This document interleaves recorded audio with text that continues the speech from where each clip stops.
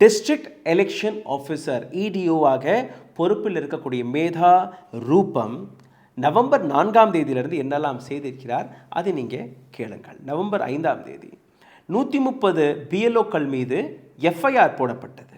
13 சூப்பர்வைசர்கள் மீது FIR போடப்பட்டது. 15 higher officials SDM தஹசில்தார் இவர்கள் மீதும் FIR போடப்பட்டிருக்கிறது. இது 5ஆம் தேதி.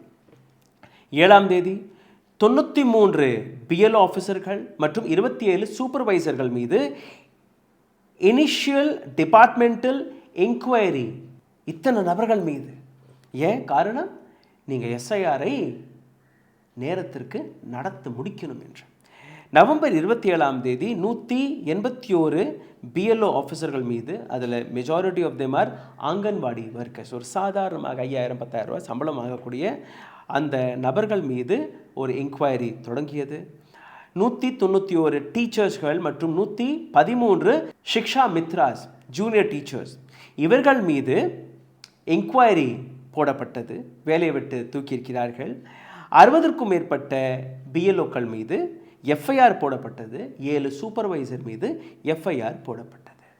இதை தாண்டி வரக்கூடிய சம்பளத்தை தடுத்து நிறுத்தக்கூடிய வேலையை பார்த்திருக்கிறார். ஏராளமான நபர்களுக்கு தண்டனை என்கிற பெயரில் ஒரு நாள் சம்பளத்தையும் பிடித்து வைத்திருக்கிறார். அந்த அளவில் மேதா ரூபமுடைய இந்த அட்டூழியங்களை நீங்கள் இதற்கு மேல் ஆழமாக பார்க்க போகிறீர்கள்.